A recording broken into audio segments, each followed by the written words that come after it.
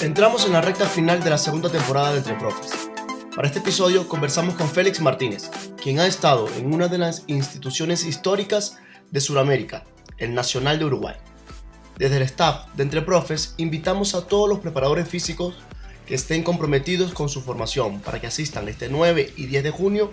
al Elite Soccer Congress, evento donde asistirán uno de los referentes de la preparación física mundial, Paco Seguirulo. Nuestros aliados siguen colaborando con nosotros: Optimum, La Pizarra 2020, Virtual CT, la Asociación de Preparadores Físicos de España y OVA Talent Group. Disfrútenlo. Bienvenido, Félix, a este espacio. Un honor poder tener a un preparador físico que se encuentra en uno de los clubes históricos del fútbol suramericano, teniendo también unas buenas participaciones y bueno, también siendo campeón actual del fútbol uruguayo. Bienvenido a este espacio, espero que disfrutes y que podamos tener una buena charla que también disfruten todos los profes que nos escuchan. Bueno, muchísimas gracias y bueno, pues el placer es mío estar aquí compartiendo con vosotros un ratito y hablando de lo que más nos gusta, ¿no? Que es de nuestra profesión y del fútbol desde la perspectiva que nos toca y desde el rol que desempeñamos en el campo. Así que nada, un placer. Félix, para iniciar, ¿cómo comenzaste en la actividad física? ¿Cómo fue ese bichito que te entró para iniciar en este mundo? Pues mira, entré en este mundo bastante pronto, porque yo cuando estudiaba aquí en España, en cuarto curso de lo que antes era la licenciatura, que luego se convirtió en grado de Ciencias de la Actividad Física y el Deporte, en cuarto curso, entre cuarto y quinto curso, depende de cada uno ahí, hay un momento donde tú decides dónde realizar las prácticas de la carrera y desempeñar, bueno, pues una labor un poquito más operativa o de forma práctica de los conocimientos que vas aprendiendo en la carrera. Y en este caso yo pues tuve la suerte de poder entrar en la cantera del Club del Deportivo de La Coruña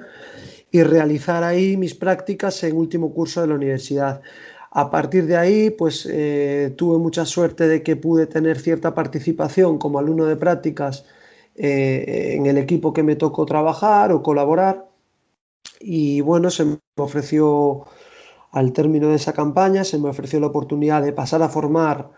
parte de la cartera de técnicos que ya de una manera un poquito más oficial que tenía el club dentro de lo que era la estructura del fútbol base. Y bueno, pues poco a poco, año tras año, aprendiendo desde la práctica, aprendiendo de los compañeros, del propio día a día, que yo creo que es una de las cosas más importantes, ¿no? que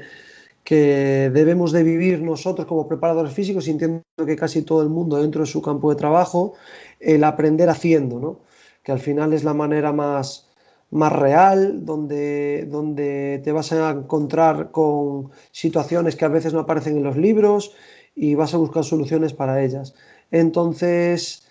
pues a partir de ahí, desde ese primer año, si no recuerdo mal, fue 2012, 2013, 2014, 2015, así hasta el 2017, fui pasando por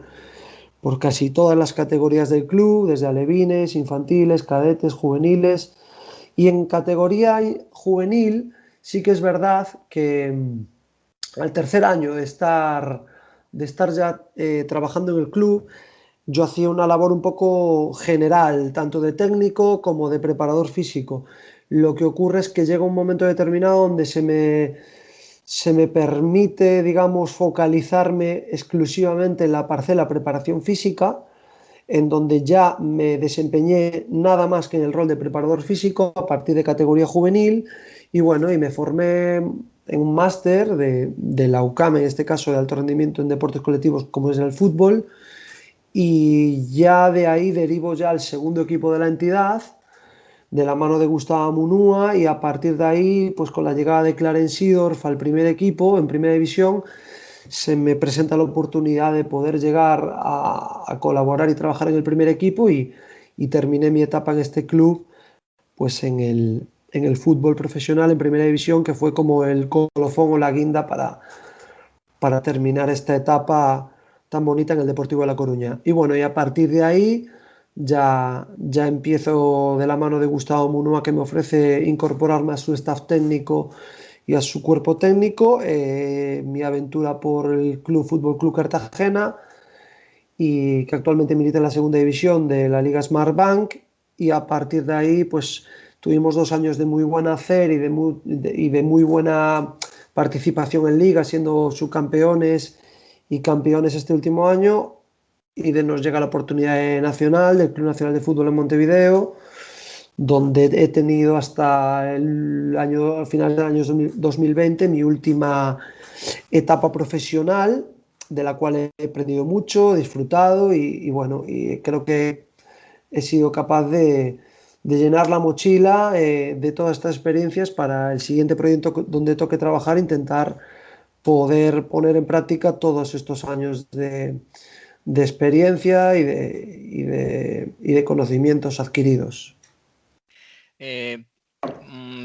Viendo que siendo un preparador físico español, formándote en el fútbol español, ¿cuál crees que ha sido la mayor aportación que le has dado quizás a un fútbol distinto, a un fútbol digamos, con otras características, por no decir distinto, sino con otras características en su juego, quizás en las condiciones también de vivir el fútbol, de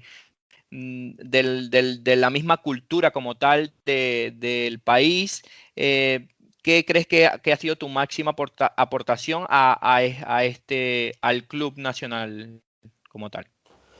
Bueno, no sé si llamarle una gran aportación me parece excesivo, ¿no? Pero bueno, sí que es O cierto. que les has sumado, no digamos Claro, eso una es. máxima Es más aportación, sino bien has sumado. correcto, es más bien como una especie de aportación mutua, ¿no? De esa cultura que ya tiene el propio país, como en este caso es Uruguay, un país que se respira fútbol por los cuatro costados y se vive el fútbol por los cuatro costados. Entonces, claro, eso también a nosotros nos aporta muchísimo y es algo de lo que tú también como profesional del fútbol te tienes que empapar para que sea un tema recíproco, es decir, que tú lo que ofrezcas vaya y tenga un sentido allí donde llegas. En este caso, creo que la idea que teníamos como cuerpo técnico y seguimos teniendo y manteniendo, sí que es intentar, bueno, pues generar unos contenidos de entrenamiento pues lo más cercanos a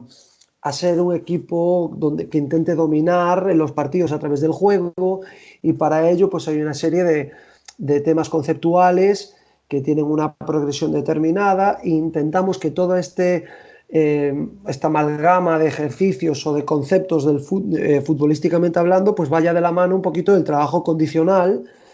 y de las exigencias que consideramos que necesitamos que el equipo tenga para responder satisfactoriamente a esta propuesta metodológica.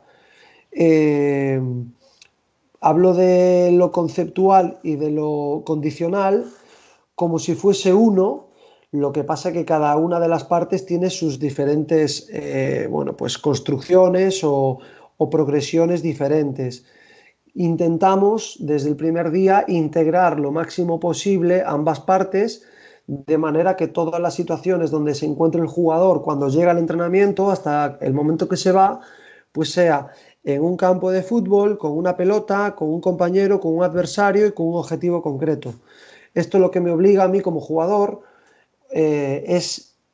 pues desarrollar y solucionar los diferentes problemas, pero dentro del contexto fútbol. Intentamos no aislar el trabajo del futbolista a las relaciones que tiene que tener pues en su momento de competición y en su momento de entrenamiento. No implica, esto que te estoy comentando, a que en determinados momentos no hagamos trabajos aislados del campo, como puede ser un trabajo de condicionamiento general o preventivo, o refuerzos individuales para ciertos jugadores que necesitan un trabajo de carácter más estructural o un trabajo de carácter más protector pues por su historial lesivo o por sus tendencias o por sus mediciones que nos dicen que no está todavía preparado para afrontar ciertos esfuerzos con garantías. Pero fuera de lo que serían estas dos situaciones que se dan pre y post entrenamiento en campo, sí que intentamos que en el campo todo esté integrado a nivel balón y a nivel conceptual. Quizás eso es una de las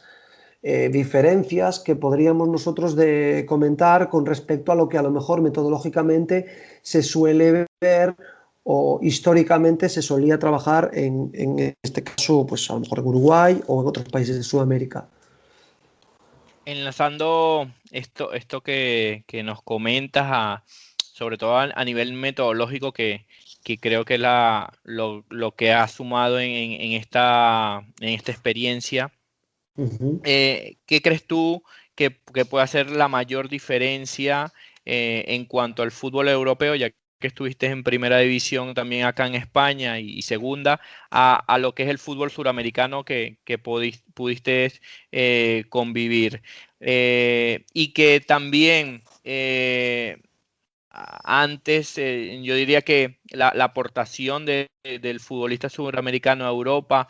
era mucho más que actualmente. Hoy quizás el mercado de futbolistas de países europeos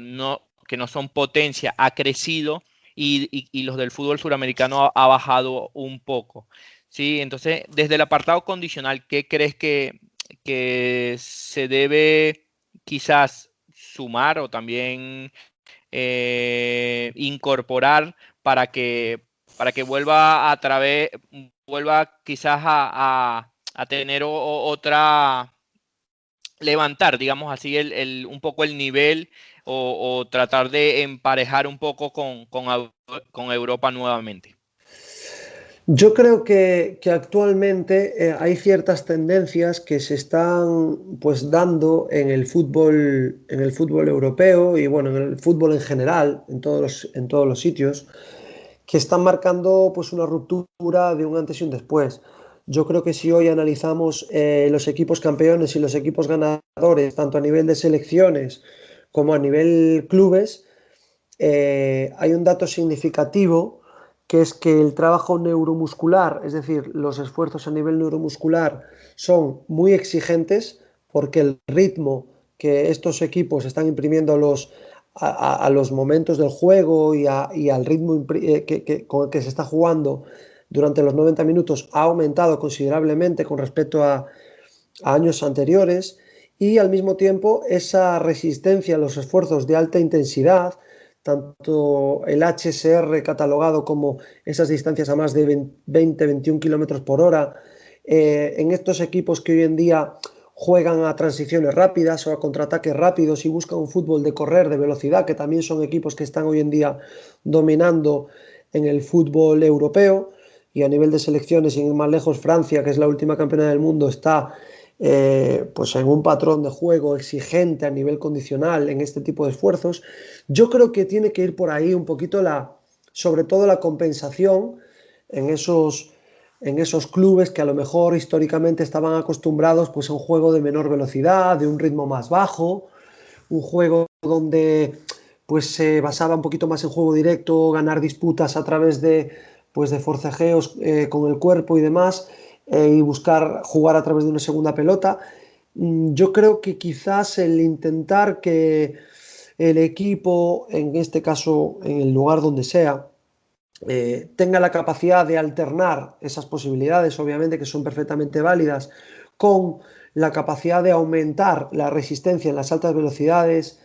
y aumentar su ritmo de juego durante todo el encuentro, que esto es traduciéndolo a las variables condicionales, es la capacidad neuromuscular del jugador y la capacidad de repetir esfuerzos de alta intensidad, como son sprints o carreras a altas velocidades,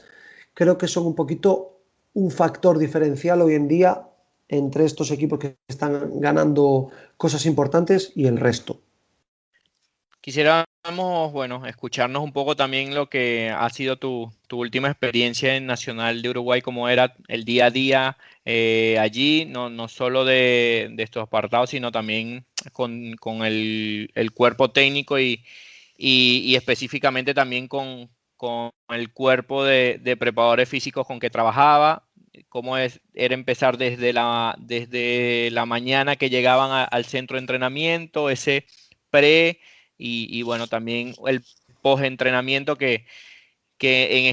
este podcast nos enfocamos más que todo en la parte de preparación física,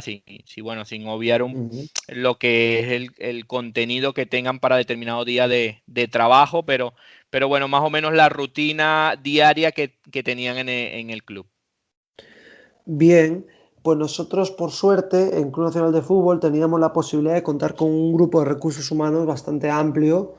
y que nos facilitaba pues esa labor tan global que te genera pues un día completo intentando no descuidar ninguna de las parcelas que influyen en el rendimiento del jugador. De manera que nosotros, por ejemplo, cuando llegábamos teníamos diseñada una aplicación en donde nosotros le enviábamos a través de un dispositivo móvil a los jugadores pues un enlace donde ellos ya tenían descargada la aplicación y, por ejemplo, lo primero que hacíamos durante el día era enviar ese enlace al móvil de los jugadores para que ellos desde su casa o desde primera hora, mientras estaban desayunando o antes de desayunar en el complejo deportivo, pues pudiesen hacer un wellness test, ¿no? Un cuestionario de bienestar y pudiesen cubrir pues, a través de una escala numérica del 1 al 5 los diferentes ítems dentro de que nosotros considerábamos dentro de esa escala de bienestar, tanto a nivel de calidad de sueño, nivel de estrés, dolor muscular, algún dolor si hubiese que lo puntualizasen dónde era o dónde les estaba molestando y nosotros a partir de ese cuestionario que recibíamos a través de una página web, llegábamos a nuestra oficina de trabajo, podíamos abrir todas estas respuestas para nosotros tener un mapa del día que nos íbamos a encontrar. Si algún jugador venía con fatiga, estrés o dolor muscular, lo teníamos en cuenta para adaptar, en ese caso, con este jugador concreto, el tema de la sesión que se iba a realizar ese día y a partir de ahí saber el número de efectivos con el que podíamos contar al 100% para ya desarrollar los equipos, esos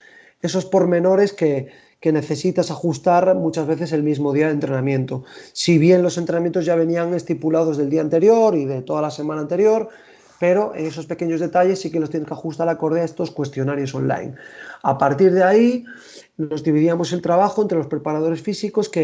en donde, bueno, pues en este caso un compañero tenía un rol más enfocado al trabajo preventivo individual que nosotros teníamos con la gran mayoría de los jugadores, tenían su propia ficha individual, el jugador al llegar al complejo después de desayunar se iba al gimnasio donde estaba este compañero nuestro un poco revisando y supervisando que todos los jugadores que tienen ese trabajo pautado lo llevasen a cabo de una manera correcta y adecuada, mientras que yo con otro compañero que también nos ayudaba más en labores de campo, pues nos disponíamos a montar lo que serían los espacios, las diferentes zonas de trabajo, en caso de que,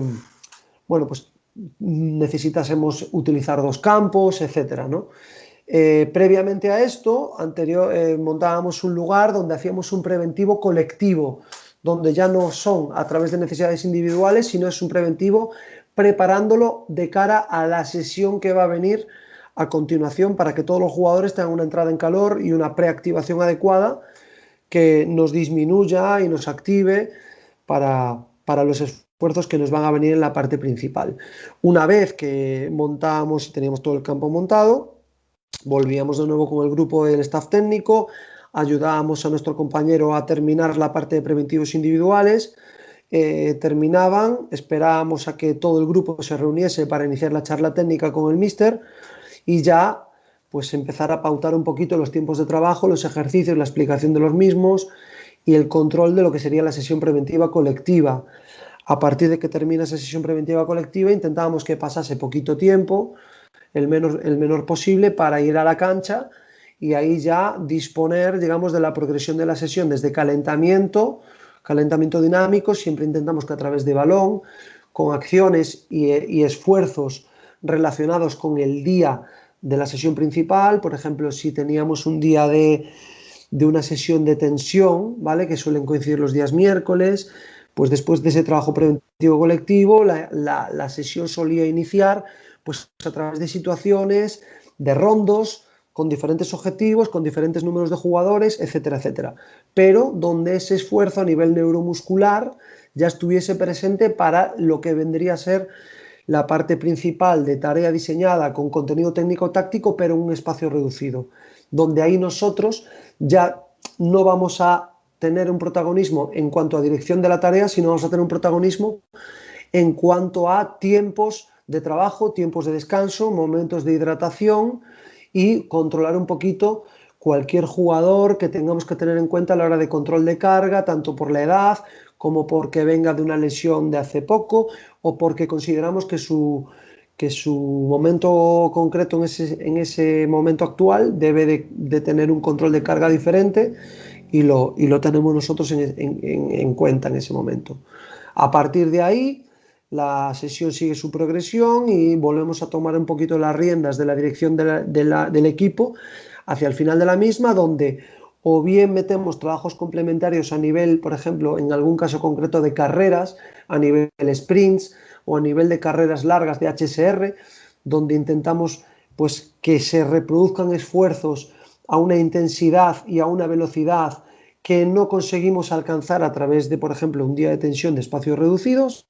para después terminar con una vuelta a la calma y estiramientos con los jugadores. Si, por ejemplo, la sesión fuese un poquito más de dinámica extensiva o una sesión de duración, pues nosotros la entrada en calor también la moveríamos y la modificaríamos con respecto a los esfuerzos que vamos a realizar, buscando quizás no tanto tareas en un inicio de sesión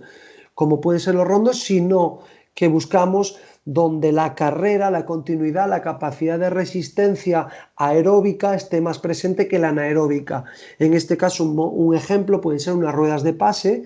con recorridos pues, similares a los que se van a producir en el partido preparatorio o en la tarea condicionada que va a tener la parte principal. Otra posibilidad también puede ser generar una posesión adaptada a los espacios, que a continuación vamos a darle progresión con una posible tarea de área a área o de 3/4 de campo para que esos esfuerzos sean progresivos hacia la parte principal.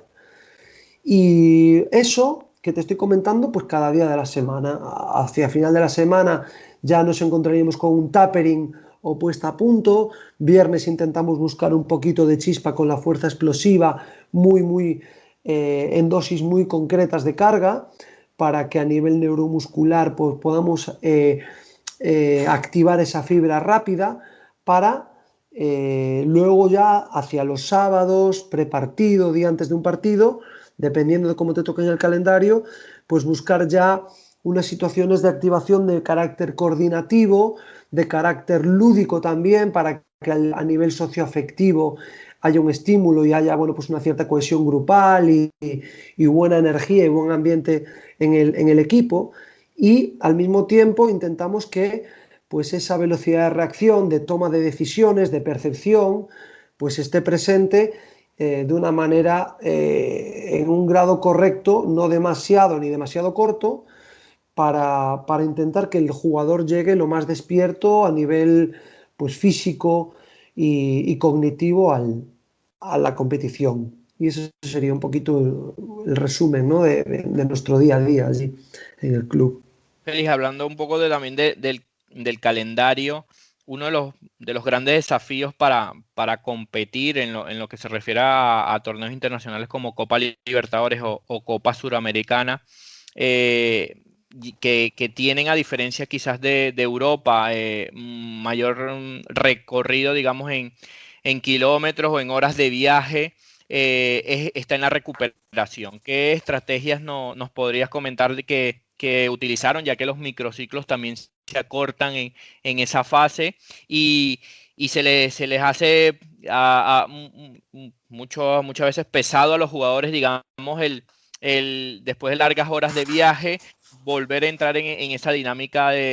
de trabajo para volver a competir y más en equipos grandes e históricos que temporada tras temporada tienen esa dinámica, ¿no? De competir tanto en o de intentar estar en lo más alto, tanto en Copa como en la Liga. Sí, esto es complejo, ¿no? Es muy complejo el poder resumir las estrategias que hemos seguido a lo largo de toda una temporada, porque en realidad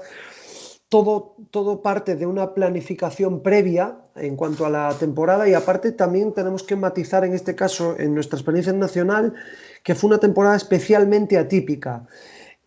Por el motivo del coronavirus, lo que en un momento determinado iba a tener un formato de planificación, pues cambió todo y modificó todo hasta el punto, sinceramente, en donde podemos decir que la planificación que tuvimos que llevar a cabo para poder convivir y para que pudiese coexistir, competir en las dos competiciones, había que hacer casi malabares, ¿no? Porque Claro. viajes largos, competías cada 2 días, en el mejor de los casos cada 3, jugadores que tenían que viajar, tenían que recuperar, tenían que competir. Entonces es muy complejo, pero bueno, resumiéndote algo general que Sí, podría ser un patrón que nosotros llevásemos a cabo, nosotros siempre intentábamos que los procesos de regeneración o recuperación tuviesen un mínimo de 48-72 horas, ¿vale? A veces era matemáticamente imposible. Cuando, cuando nosotros viajábamos y volvíamos, intentábamos que las vueltas fuesen lo más rápidas posible después de los viajes. En caso de no ser así, en caso de no ser así, teníamos que generar dinámicas de recuperación y de regeneración lo más cerca posible de la competición que veníamos de disputar. Con lo cual, siempre que podíamos, al llegar al hotel o a la primera hora, al día siguiente antes de viajar, sí que intentábamos diseñar una sesión donde pudiésemos hacer pues alguna posibilidad de stretching, intentábamos utilizar muchísimo las estrategias a través del foam roller o del rodillo de liberación miofascial, para que el jugador pudiese, bueno, pues tener esa capacidad de volver los tejidos musculares y los tejidos miofasciales pues lo menos aumentados posibles. Una vez que conseguíamos esto, metíamos algún tipo de trabajo de movilidad de todas las estructuras, desde tobillo, dorsiflexión, rodilla, cadera, en sus diferentes rangos de rotación interna, externa, eh, rotación lumbar, bueno, todas las estructuras que necesitábamos estimular en el sentido de rangos de movimiento, intentábamos hacerlo. Y luego también intentábamos, en la medida de lo posible, generar algún tipo de trabajo de componente aeróbico de carácter moderado para esa liberación del ácido láctico o de residuos que quedan en el músculo del día anterior a la competición. Todo esto en unas dosis muy concretas, ¿no? Nunca intentábamos superar más de 10, 12 minutos, 15 a lo sumo, de este tipo de trabajo aeróbico. Y al mismo tiempo no nos olvidemos que nosotros tenemos que seguir estimulando al grupo de jugadores o a los jugadores que no compitieron, porque necesitas tenerlos preparados para la siguiente competición, bien sea local o internacional. Con lo cual intentábamos generar, en caso de que no tuviésemos la posibilidad de hacerlo en cancha, intentábamos generar algún trabajo de componente neuromuscular, HIIT o algo similar, para que tuviesen un estímulo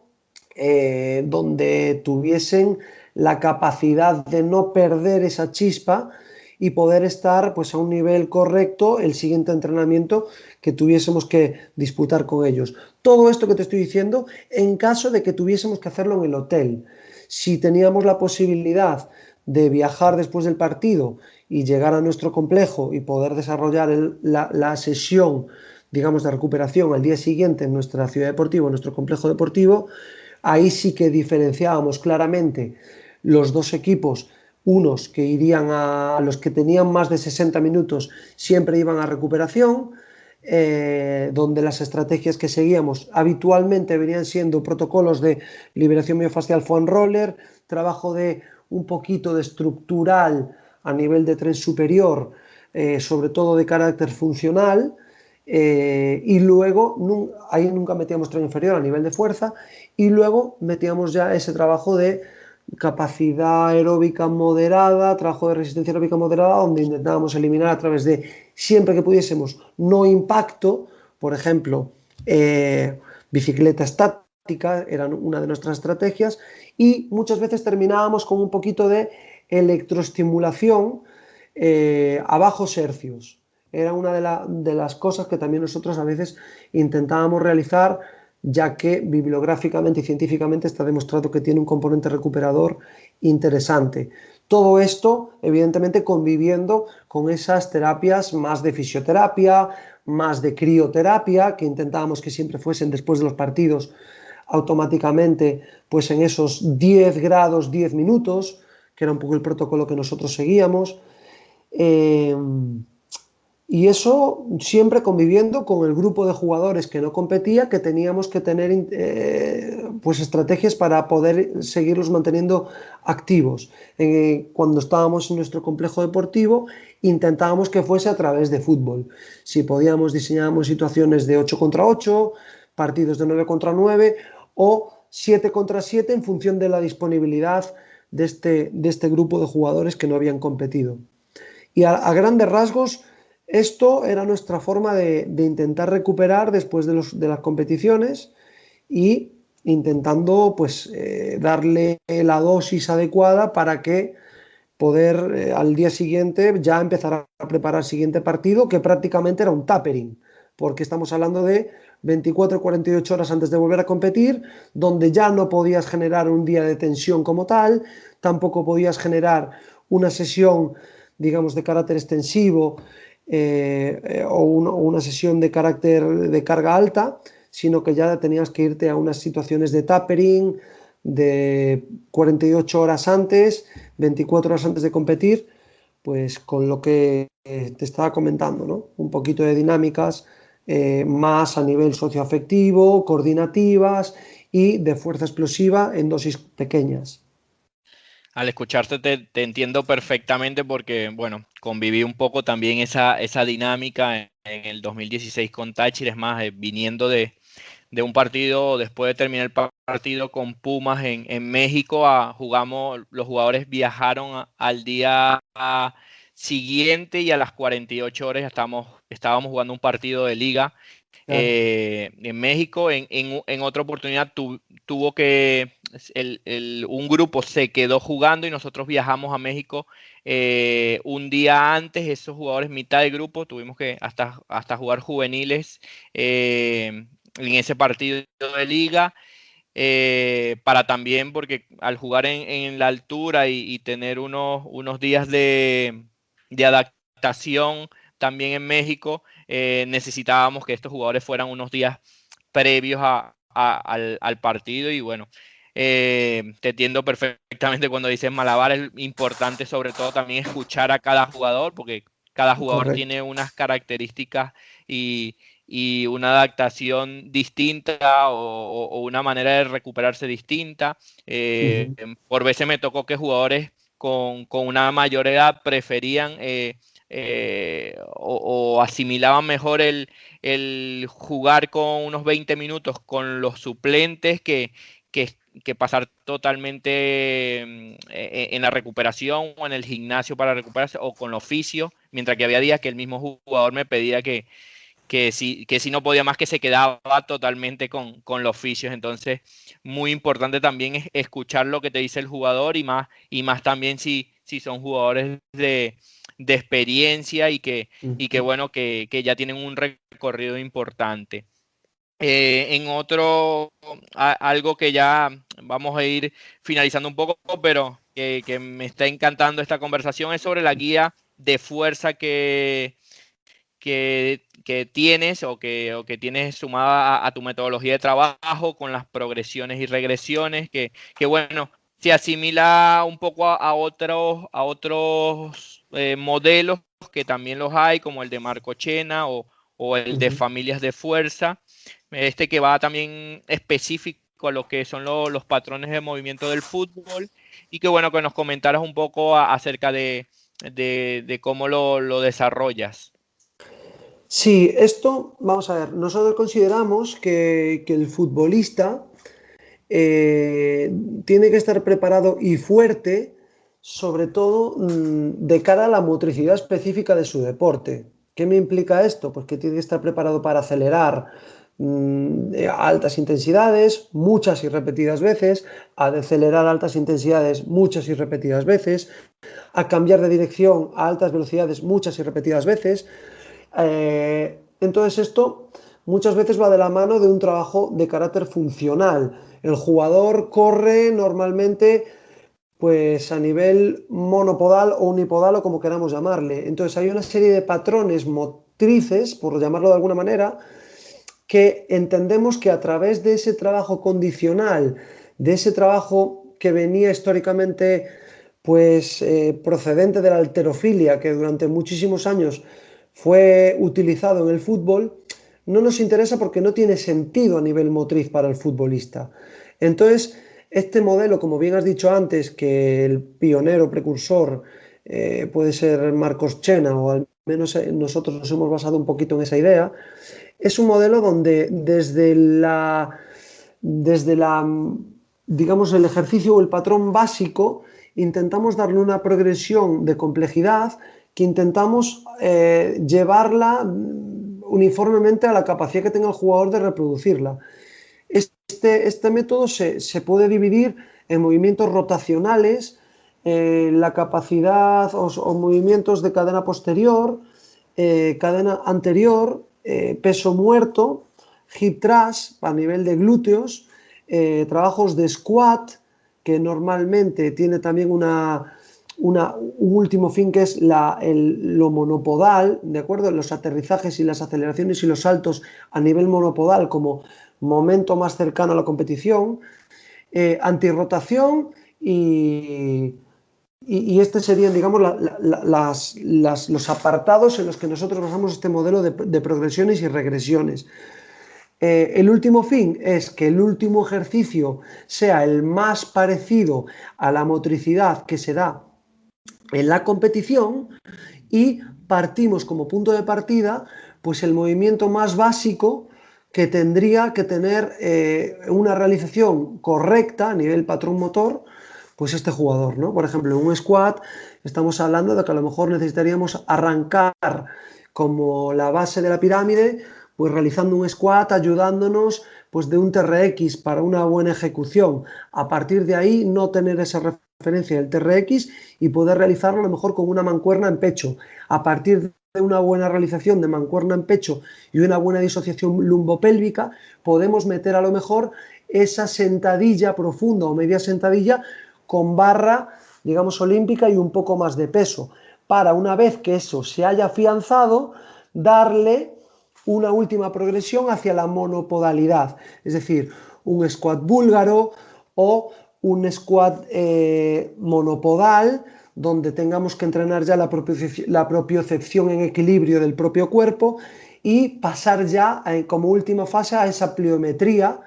que nos acercaría a la fuerza explosiva hacia el fútbol, por ponerte un ejemplo. Entonces consideramos que es una manera que nos parece interesante de buscar la funcionabilidad de los movimientos de nuestros futbolistas. Sí,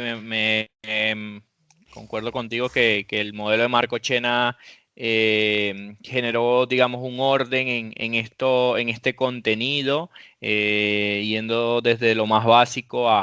bueno, al trabajo como lo has comentado, monopodal y bueno, siendo desde lo básico, partiendo de un punto específico. Y creo que le ha dado un orden a este tema que es importante, que muchas veces vemos trabajos aislados, ejercicios aislados o con mucha, digamos, por no llamarlo inventos, Mm, sino que con este orden te puedes generar un patrón en cuanto a eso, a la progresión o a la regresión, dependiendo de la deficiencia o si quieres potenciar a ese futbolista que tienes. Ya correcto. para ir concluyendo, nos quisiera que nos dieras algunas recomendaciones en cuanto a a formación, algún curso o congreso, algún libro que también nos recomiendes y alguna aplicación que estés utilizando o que hayas utilizado y que bueno, que en la aplicación te parezca o que te haya servido de mucha utilidad. Pues mira, yo si tuviera que recomendar una aportación que fuese interesante, pues a nivel de fútbol, que a mí me ha marcado últimamente, pues el libro de Miguel Ángel Campos, que lo tengo como un libro de cabecera, que no recuerdo exactamente el título, pero es como revisión sobre las teorías del entrenamiento condicional en el futbolista, me parece que se titula, ahora mismo no me lo sé de memoria el título, pero bueno, es el último libro publicado por Miguel Ángel Campos, que me parece muy interesante. También me parece muy interesante cualquier publicación que haya realizado David Casamichana, el cual considero que es un referente dentro de nuestro ámbito. Y bueno, y básicamente esos dos para mí son alguna publicación también a nivel de prevención de lesiones que tenga en su haber, por ejemplo, Ángel Aceña o Moisés del Hoyo, son para mí pues preparadores físicos que creo que pueden ser buenos referentes para cualquier persona que esté empezando o que quiera mejorar en su formación. Y a nivel aplicación, bueno, pues yo creo que las aplicaciones de Carlos Balsalobre, pues con las que puedes medir la capacidad de salto de los jugadores, incluso la velocidad de ejecución de, de un jugador elaborando un trabajo de fuerza, por ejemplo, para saber si está ejecutando a la velocidad adecuada en función del objetivo. Me parece que también es una aplicación muy interesante. Y bueno, y a nivel formación, ya te digo, es un poquito eso, todo lo que creo que puede ser interesante, Sí, principalmente. aparte que dentro el 9 y 10 de junio también vas a brindar una formación también o brindar un curso que para el CNTED, ¿no? Correcto. Y que bueno, que el que desee escucharte y ver una ponencia más gráfica podría ser allí. Vamos Y a bueno, participar, sí, correcto, con otros compañeros de profesión el día 10, 9 y 10 en las ponencias CNT de Oviedo, que son formaciones online. Y bueno, pues es de inscripción gratuita, así que poniendo en Google CNT de Oviedo ya te aparecerá la forma de inscribirse de forma gratuita a la webinar. Eso es. y para cerrar y dándote las gracias por el tiempo que nos has dedicado y bueno, abierto también las puertas de tu experiencia un poco para contarnos una frase que nos cierre esta gran charla. Bueno, hay una frase que a mí me gusta mucho, sobre todo derivada de pues esas formaciones online y ese compartir información con los colegas como bien estás haciendo tú, con el cual te felicito por democratizar y compartir experiencias de otros profesionales, que al final es una de las maneras más enriquecedoras de crecer y de tener perspectiva dentro de nuestro campo, es el hablar abiertamente de diferentes estrategias y situaciones que se presentan en nuestra profesión, que muchas veces sin esa perspectiva uno pues tiene muchas dudas o vive en una cierta incertidumbre que, joder, compartiendo, pues creo que es interesante poder quitárnoslas y compartirlas para intentar llegar a la mejor estrategia posible para cada situación. Entonces hay una frase que me gusta mucho, que es: en cuestiones de cultura y saber solo se pierde lo que se gana, solo se gana lo que se da. Fomentando un poquito que todo esto pues siga compartiéndose entre todos de una forma natural y sin tanto secretismo, que al fin y al cabo el crecer es compartir y el compartir es crecer. Félix, muchas gracias por este tiempo, muchas gracias por esta charla y bueno, será hasta otra oportunidad que podamos contar quizás en una charla mucho más específica acerca de un tema. Encantado esta charla el día de hoy. Muchas gracias, compañero. Muchas gracias a vosotros y nos vemos pronto. Un saludo.